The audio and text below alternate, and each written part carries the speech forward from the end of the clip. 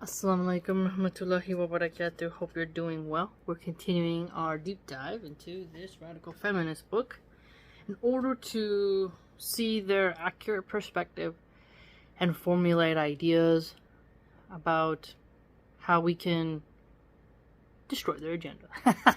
Let's put it lightly. Okay, so she's digging in on masculinity as expected and is really digging at heterosexuals. Okay, go ahead and listen to this as you're washing the dishes, chopping shallots, mincing garlic, mashing tomatoes, you name it. By the way, if it appears to be gray, it's a rainstorm. Actually, let me plug my phone in case the power goes out, so it can be fully charged. And so I turn on the lamp. Doesn't really, I have a small lamp, doesn't really help a whole lot, so it's rain time. Let's begin. Bismillah ar-Rahman ar-Rahim. In the machinery of modern masculinity, the drive to systematically devastate women, to seek out sex and intimacy as sources of status, is becoming ever more frantic. Okay, so the machinery of modern masculinity, it's really framing it in an industrialized sense. So systematically makes it sound like it's an intentional hunt in order to undermine women. She says here to seek out intimacy and sex as a source of status.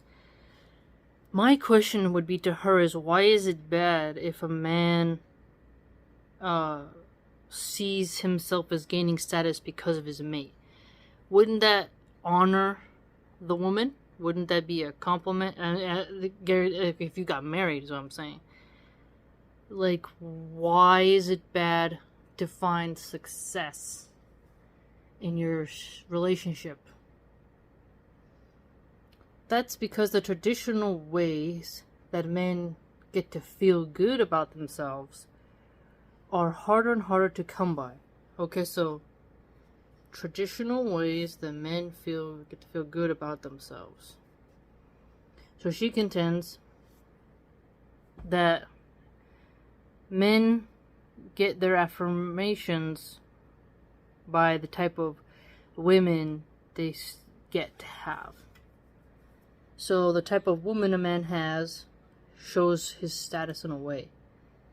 So but let's look at this from a twofold perspective. The red pillars, they encourage you to run through women, risk catching STDs, get a vasectomy so you're this eunuch, gelding, disgusting degenerate. But the hotter the woman is how they measure each other and how many they've had. So to them, they're telling you to play Russian roulette with your health, right? They think if a woman is pretty, it means that she doesn't have a STD or that she isn't a complete psycho. So they encourage you to do risky behaviors. And that, to them, the more risky and more promiscuous you are, the more in status you grow. Whereas for, I would say, religious Muslims, I'd argue, from what I've learned, we measure a woman's submission to Allah. You can look at her lineage if you want. If you get a good networking when you marry, so like political alliance, get some type of wealth. There's nothing wrong in Islam with marrying somebody who's a level up in your spirituality, level up financially, or through some sort of dignitary route. There's nothing wrong with that.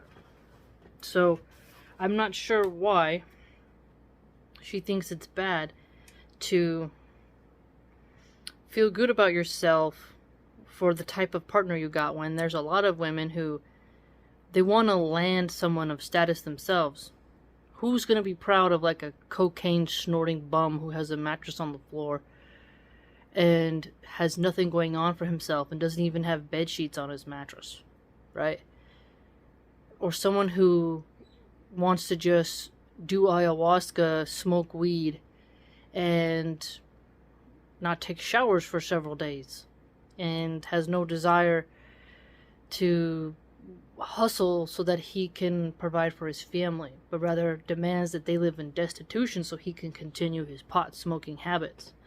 Right? A complete bum isn't a prize. So I don't think it's wrong for men and women to seek validation by the quality of the person they got. If you got someone of low quality, that shows something about you. And there is such thing as a high quality and low quality spouse.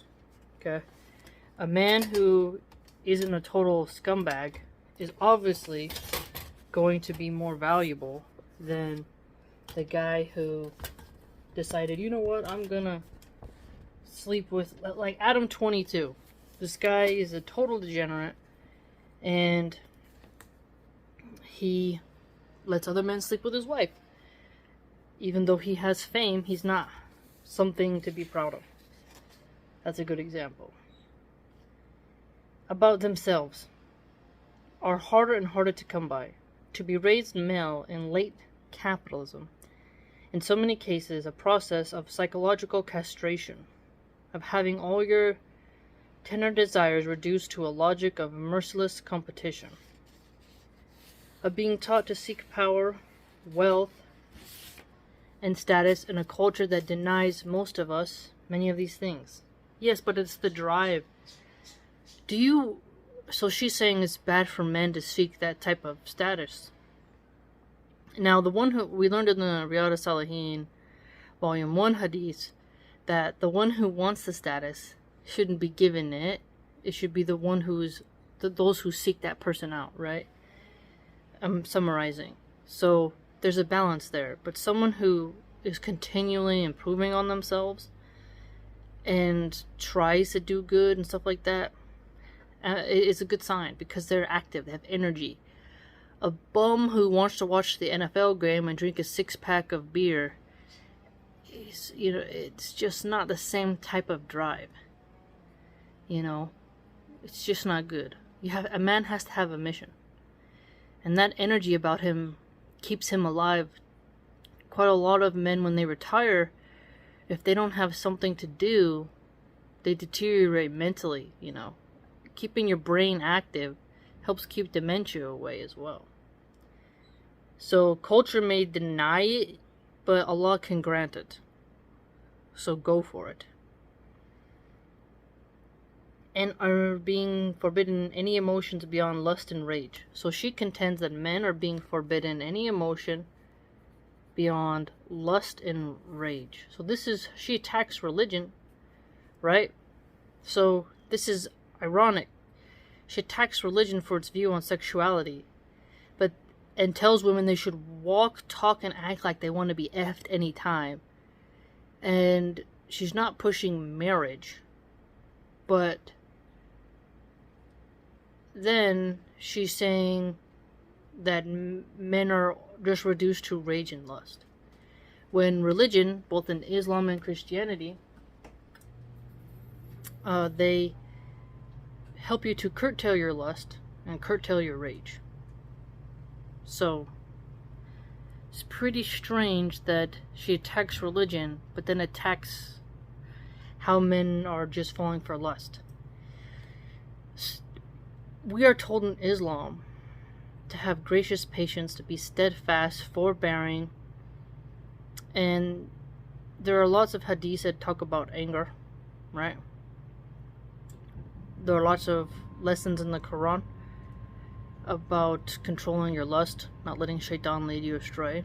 So we have a remedy. Her remedy is for women to fall for lust. So she doesn't want men to fall for lust. But in her book, it is clear that she herself is a lusty woman. So she complained about being friend-zoned because she told the guy she was dating that she's enthusiastic about intimacy and that she's doesn't wait too long to put out. So by the third date, she's put out. So that's giving in to lust because you're not making that person work for something.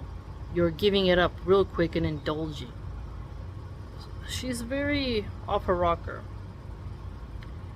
Men who have grown up expecting to be the heroes of their own stories end up having to fight for scraps of self-worth in an economy and a culture that creates far more losers than it does winners. Okay. Self-worth. Now, self-worth can be achieved in quite a number of ways. Self-esteem is up to you, but you can't let your self-esteem be attached to materialism, even though materialistic items can help you feel more validated in making right choices, right? Oh, I was successful at XYZ, I got monetarily rewarded for it, therefore I have gotten some type of status that men respect and that women desire. I get that, but there's always going to be fighting. So if you gotta fight for scraps of self-worth, you're fighting for yourself. You're fighting for your place. Everything in this world must fight. The tree, right now, during the windstorms, fight to not snap off their branches. They bend, they sway, they endure. Everything must fight. From insects to birds, everything. Humans are not exempt from the survival battle. There can be no honest conversation about consent unless we acknowledge how much routine abuse occurs within romantic relationships. Okay, so routine abuse. Alright, let's see. And how the stories we tell about love can normalize abuse. The stories we tell can normalize abuse. Now this begs the question to me of what constitutes abuse. Let's see. Because abuse isn't love and love isn't an abuse. Okay? That's a mixing of oil and water. So we need to see where she's heading with this. There's more to allyship than graciously refraining from R-wording. And it matters that there are great many men who perform wokeness in public or in private exploit and demean the women in their lives, treating them as receptacles for their own pain. Okay. Wokeness in public. Who perform wokeness in public, but privately they don't live up to it. So she herself uses the word wokeness as an endearing term. I'm using it as an insult, but she can't get offended if I call her woke because she herself just said she is. Okay, and now she says receptacles for their own pain. Let us see. How a man treats women in private matters. It is political. If a man claims to be an ally or a supporter of women's rights, but routinely abuses the trust and hurts the bodies of the women with whom he is intimate, he is as great a peril to those women as the unapologetic misogynist. So it seems like you can't win, really. Misogyny. Wokeness. Okay, now look at this. We're gonna find out what's her standard of being an ally. Isn't that a word that makes you want to throw up in your mouth? Be an ally. Browbeating men. All too often, writes Bell Hooks in All About Love, women believe it is a sign of commitment, an expression of love, to endure unkindness and cruelty, to forgive and forget. Okay, hold up here. Hold up, wait a minute. Now, sign of commitment, expression of love.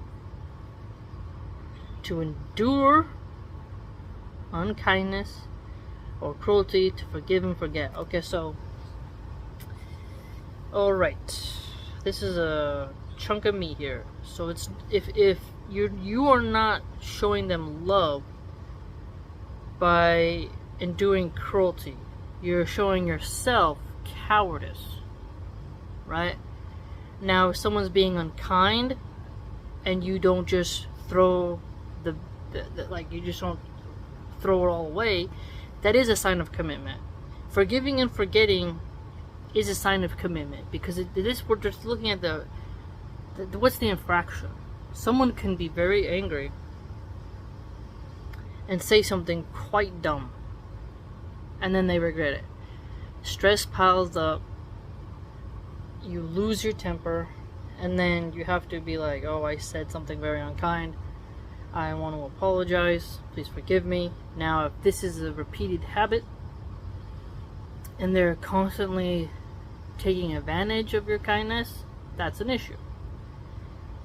But if it's like you're going on 15 years, there's going to be times where both of you had said something that you are not proud of. So watch out for that. And you have to forget some infractions just for the sake of your mental baggage. If you want, write a list, tuck it away, but you have to get it out of your brain. You can't ruminate and ruminate and ruminate. That doesn't mean you suppress and ignore forever and ignore red flags. But there are some things that you have to pick and choose your battles. You're operating with another person's consciousness. It's not going to be smooth sailing. To expect it to be smooth sailing and to drop it at the dime is not going to work, because if you have children, you're making a commitment when you're married that you're going to try to work it out. And that's very important. In actuality, when we love rightly, we know that the healthy, loving response to cruelty and abuse is putting ourselves out of harm's way. So to love rightly, now we're getting to the issue here of what constitutes abuse, what constitutes harm. Some people can be overly frail, very thin skin, and then some women have a high threshold for what they tolerate, and it's such a nuanced, balanced discussion, because you can't just have it your way all the time, and if you don't have your way, you can't have a meltdown each time someone does something you don't like. We are told in Islam, right, that the men are told there might be something that you don't like about your wife, but it might be something. Okay, I won't use that example, but there can be something that you like about somebody that you find beneficial, and then there could be something that you just dislike, but overall they're a good person, right? Perhaps you dislike a thing, but is that really worth throwing it all away, right? Everyone's gonna have annoying habits, ways of communication that you might have to navigate. Some women, they like to argue a bit too long, and some men, like, you got very quick, you know, their patience level is not like a woman. Like the streamer Destiny, this guy argues and argues with women constantly. I believe he's bisexual. Him and Vosh V are bisexual males. Gay men, they can argue forever. They have a feminine nature about that. But I would say that a very masculine man, if he's a lawyer, sure, he's arguing for an end game. But if you're going to sit there and bicker with women forever, it's not going to work. Because we women can remember things you did 5 years ago and bring it up. Right? And that is something that gets in the way of actually the subject at hand. I, for myself, have learned when to be concise in something that you need and not to prattle on forever and ever. It's very important. Very important. You can't chew the ear off of somebody and think that you won the exchange. Sometimes you have to just say it, and then the ball's in their court, and you have to know that being overbearing, naggy, confrontational, combative isn't necessarily persuasive. You're holding the line in a masculine way, but there's a way to go about it. Like, some women will cry as a form of manipulation, others will scream and throw things. So, how you deal with a problem in the relationship is important, but you can't call everything abuse and everything harm.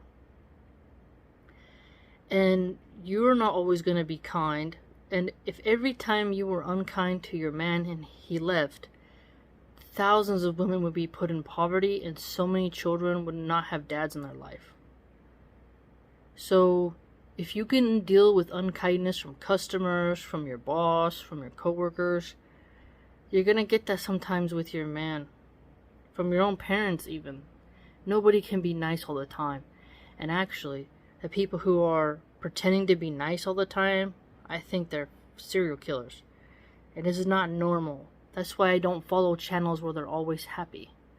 Where they're very bubbly and happy and like, I don't know how Japanese women can be like always smiling. Like, stop it. Like, I'm a bit more like the Addams Family type of vibe in a way.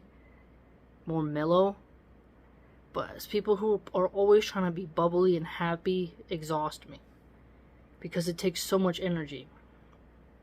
I'm not saying be deadpan, but there's a balance. So, if you want someone to endure your unkindness and not just walk away, you yourself have to extend the same thing, is my point. I hope you see what I'm saying. Love is still so often the language in which we learn to understand violence. What? This is like some BDSM fantasy stuff. She's like watching 50 Shades of Grey or something. The fact remains that the majority of rapists and abusers are in some sort of close relationship with their victims. That is true. I read a very sad case the other day about a disabled girl who was violated by her stepfather. And the mother found out because she hid a secret camera because her daughter was having seizures and she wanted to know, and she discovered the stepfather was R-wording the disabled girl who was severely disabled. Like, nonverbal, the kind that drools and has like her arms like this and is in one of those special chairs. It was heartbreaking. So I do know that the predators are often within the walls rather than out. That's true. Most R-word is not stranger R-word. Most intimate and physical abuse occurs within the family. And this means that the people who hurt us when we are most vulnerable are often the same people who we love most. Sometimes because we have no choice. Because we are too young to understand that love isn't supposed to hurt like that. Okay, hold on now. Hold up. She said, love is still often the language in which we learn to understand violence. You can't equate learning about love and then equating that to evil. You can love, like, it's really sad the amount of cousins, uncles, and fathers who do something terrible to the little girls and little boys in their families. And that action is not love. That action is evil. The child cares for that person, right? But you can't say that that teaches them about love and that love is violence. No. Love is not the language of violence, and violence is not the language of love. I disagree with her with that. Love doesn't have that kind of violence. That is evil. So separate it. You can't equate those two things. That is not right, in my opinion. Love is not connected in any way to R-wording, and pain and that type of evil. You tell that young one, hopefully, that has nothing to do with love. You get revenge on that person, you get them locked up, death penalty, you name it, defend your life. That's not love. You don't have to take that. So I want you to notice something here. She was said that all too often, she quoted someone who said that it's too often that to express love you endure cruelty. And then she mentions here that R-wording is basically a language of love that you learn to understand violence through. No. No. See, so I can see what she's doing here. And she's, in my opinion, equating men as like a species, as a gender, right? The whole category of men. And like, to love a man means that you will learn to love violence and understand violence, and that violence is something innate in them, and that to endure the abuse is a sign of love, and that this is how men see love. That men see love through cruelty and unkindness to women. That violence is an expression of love. She's kind of really muddying the waters here. It's like a sticky mess here. I don't agree with how she's framing this and structuring the argument. Most R-word is not strange to R-word. Yes, within the family, she said. Sometimes because we have no choice, but because we are too young to understand that love isn't supposed to hurt like that. Too young to understand that love isn't supposed to hurt like that. I don't think anyone would say that what that evil happening is love. It is quite devastating when a little girl is betrayed by her father, but she loves him, but he doesn't love her. Because if the father actually loved that individual, they wouldn't do such evil, right? There cannot be love in evil, and evil is not in love. Where evil occurs, love is absent.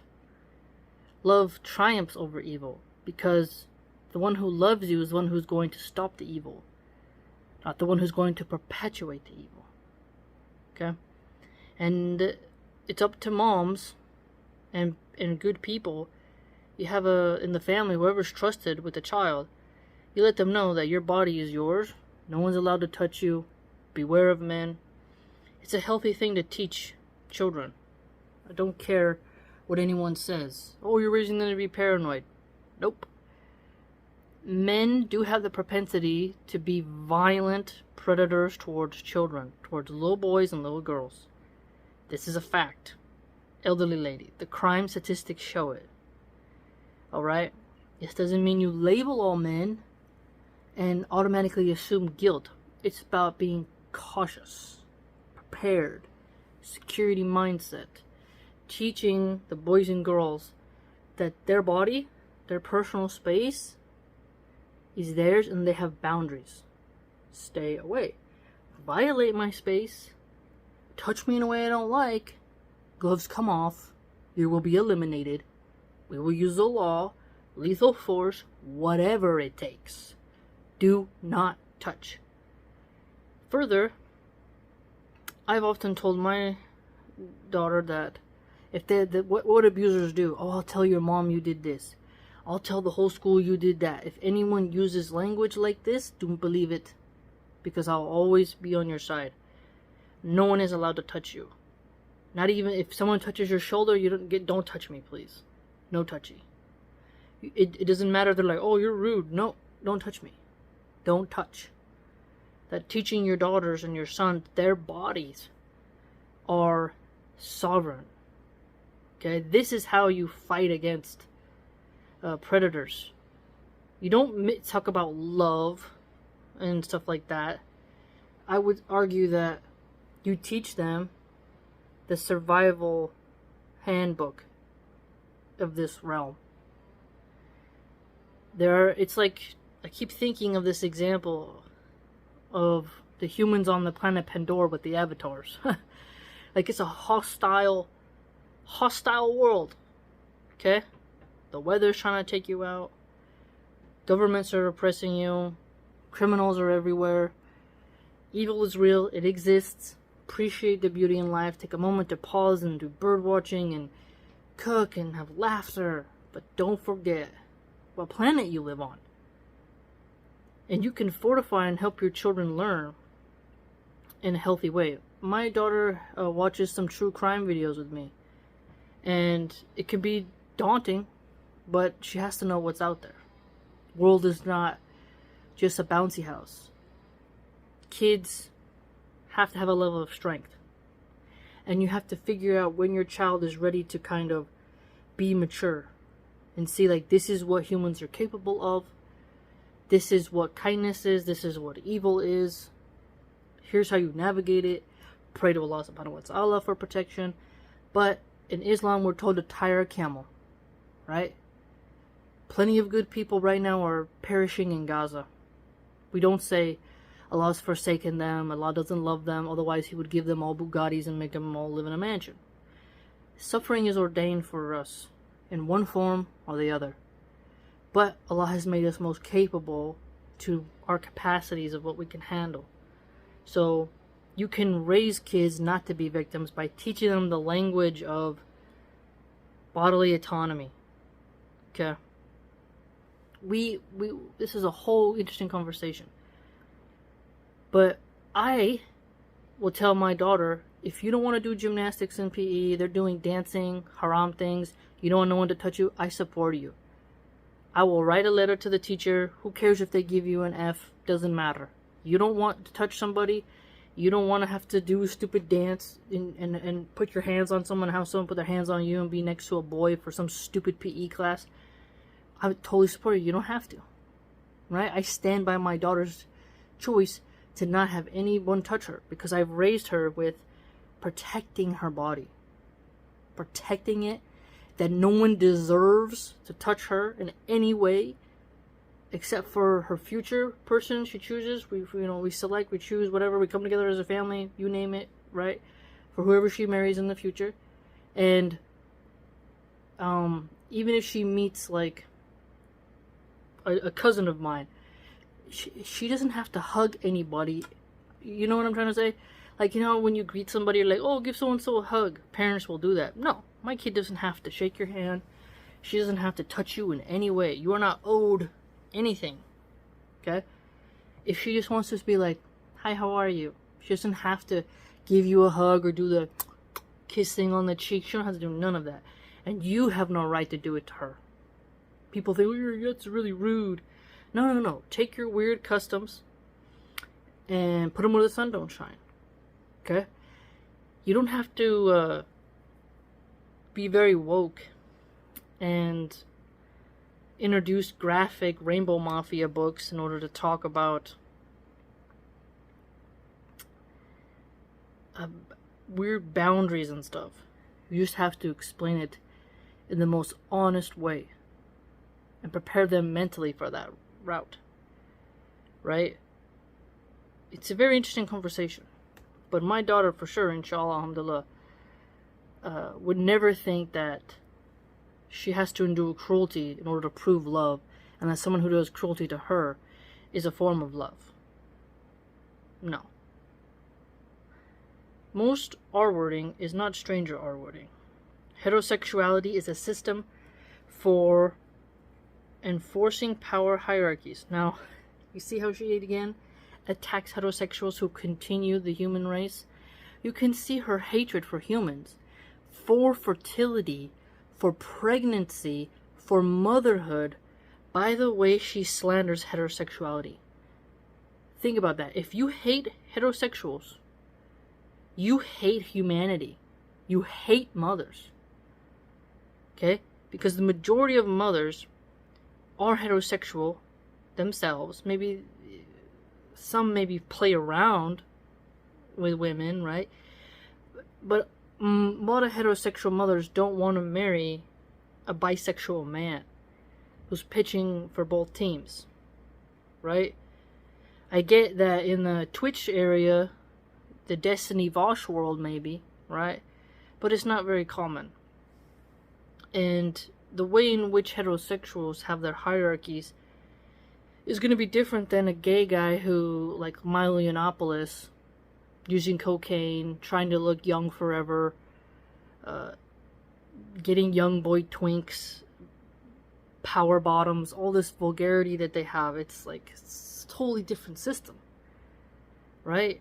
And within the butch lesbian community, I would argue that they have hierarchies, right? There's like the butchy ones. My cousin, I have a cousin who's like that. And they look like men, but they're not trans. They look like men, but they don't call themselves men. They call themselves lesbians. But they go after feminine women. Like, they want a feminine, like, they have this, who's the leader in the relationship. They're not equal, you know? The feminine one wants to be taken care of by the butch lesbian. I've noticed this, you know? And I've had, unfortunately, quite a lot of lesbians come on to me. And you're like, no, stop it. But they have power hierarchies as well. And they're more likely to hit each other. Domestic violence rates against lesbians with each other is quite high, you know? Because there's a power equality there in terms of who's going to win who, right? So their hierarchy is who's going to submit mentally. It's not about submitting physically. It's not about power intimidation through the physical aspect, but rather the mental and beauty aspect. So there's an unevenness already in the beauty factor in those kinds of relationships that I've observed. It's a very nuanced conversation with lots of depth. And it is also at the same time where a great many people live their most raw and personal truths. That's why in order to speak honestly about sexuality and abuse, it's essential to interrogate love. Okay, so what would she say about, like, gay men who do surrogacy? Right? The heterosexual female who has to grow the baby for the two gay guys that treat another human like a prop doll. What about that? Think about it. You know, it's really, we need more free speech because she could be dismantled more in her argument, but I'm sure you can fill in the gaps. Over and over again, romantic love, specifically heterosexual love, is the most important thing that will ever happen to us. Because it's the majority. You know? Sodomy isn't love. I know that's hard for some people to think of, but I don't think as, like, adult diapers and anal leakage and anal tearing as love. I don't smell feces and think of love. Right? There's something spiritually beautiful about a man and a woman coming together to create life. It is very important. That is the most important thing, because babies don't come from butts. Right? It's quite different. Quite different. Dating advice, as Moria Weigel observes in Labor and Love, tells young women here is how to be if you want to be loved, which is to say if you want to be worth anything. If you're not worth being loved, that says a lot about you. Who doesn't want to be loved? It depends by who, though. Who do you want that love from? Think of this fictional example. Daenerys Targaryen. She didn't know if she wanted to be feared or loved. Loved by the people or feared by the people. Okay? She lost the love because she torched children in flames, and Jon Snow wants to preserve life. He fought the army of the dead in order to preserve lives. And Daenerys, because she loved her throne more than she loved the love of the people, chose to use violence in such a way that it was a turnoff to a man who has a heart. So she was not the correct. Her way of being didn't earn the love of a good man. It earned the love of the ruthless, the unsullied, who had to eliminate a baby in order to become an unsullied. If you recall, when she was taking the army, she was surprised when that guy, the guy she was talking to, the bald guy who got burnt by her baby dragon, that they had to take a baby from the mother's arms and eliminate it in front of the mom in order to know there's no more sadness or no more empathy, no more mercy in them, that they'll follow the orders no matter what. They became automatons for cruelty for their masters, right?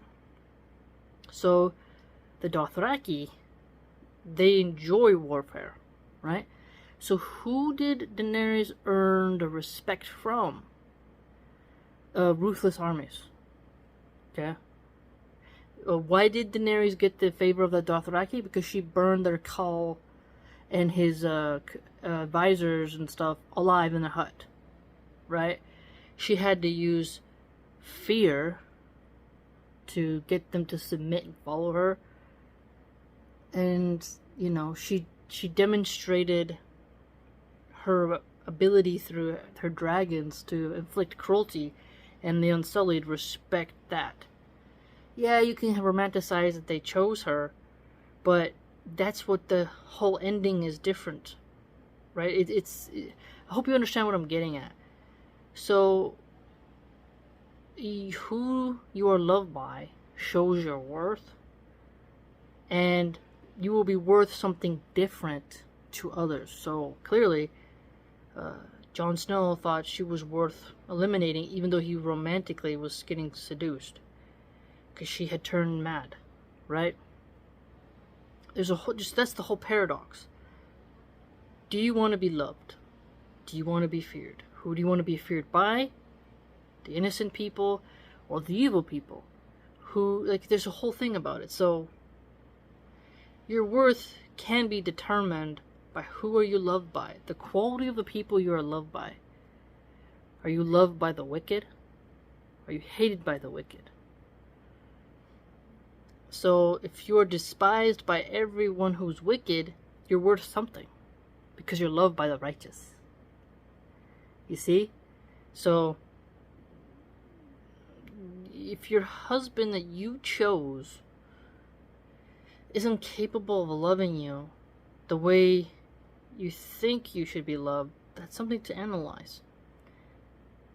Does he love you in the best way he knows how? Are you expecting too much? Are your standards too high? There's so many ways you can look at this, just a few sentences here. Finding a man to love you and hanging on to his love at any cost is still phrased as the final pass-fail grade for a growing girl. Okay, now, at all costs, I say you should try to find different avenues of reconciliation, right? You don't want to willy-nilly get a divorce. I mean, I've made this mistake of hanging on so tight when I was 16 and like when I was just a pup, because you don't know. I mean, you don't have wise advisors. But there are small inconveniences that you can definitely hold on. You can't hold on to his love. Rather, you can hold on to, how do I put it? You can hold on to the relationship, like you're committed. You want to put your best foot forward. You don't want to give up as easy when there's children involved. That's how I see it. When the children are below 18, yeah, I'm going to operate in a different way. Now, if I'm self-sufficient in a way and my children are grown, well, that's going to be different. If I didn't have children and I want to have children, right, and you're newlyweds, that's going to be different as well. You know, you have stages of vulnerability. It's good to find someone to love you. Love isn't guaranteed, but find someone who will provide for you. Someone who will eliminate some suffering in your life. It's up to you to find it. Then pray to Allah subhanahu wa ta'ala that they find you. But don't be above hunting. Don't think that you get to sit on the top of the mountain and make every suitor kiss your foot. You might have to get on your knee and put your hand out and say, will you marry me? I don't see anything wrong with that. Depends whether you want to be the pursuer or pursued. But it should be a goal. Because if someone loves you, they want to protect you. What's wrong with that? She's framing it as in, like, oh, a man is everything. Like, men can provide you with safety, security, protection, affection, and a better standard of living. Pick a bad man, and he'll be your ankle biter. He can squeeze your heart and shred it like fresh mozzarella. You gotta be real careful. You gotta be so careful. And so yes, that's why I made some videos about men at the center of focus. You do not put a man before your children. Your children are your everything. Yes, we all know Allah subhanahu wa ta'ala, I get that. But I'm not talking about that. I'm talking about the trio of father, mother, children. A lot of these true crime stories I've been seeing, there was one I watched with a little boy named Jeremiah. The mom was using drugs, and she watched her man abuse her son, and eventually the abuse got so bad that he ended up killing the boy. Okay? And even when he went to prison and she went to prison, she was still saying she loved him on the phone, even though he killed her son.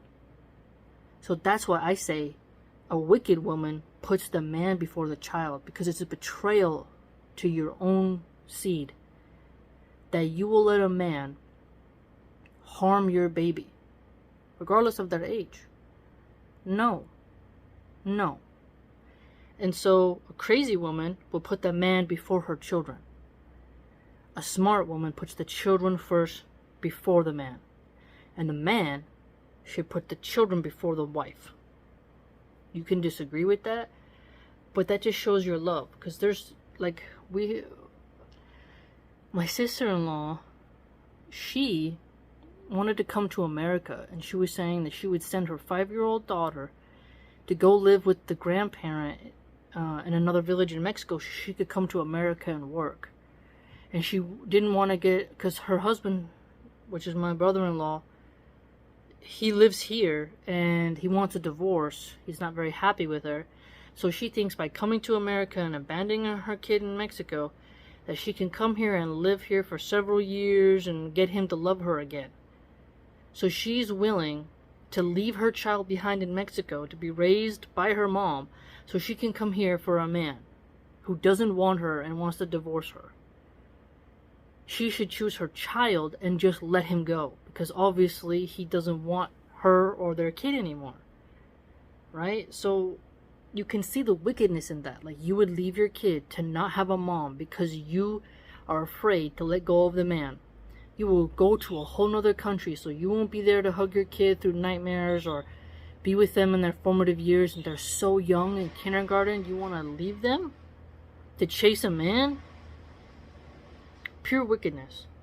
So yes, finding a man to love you is important. Men can cost you so much pain in your life. You have to pick the cream of the crop. It's astounding. A lot to think about in this section.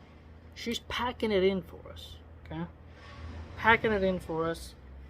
And I don't see her as a force for good, personally.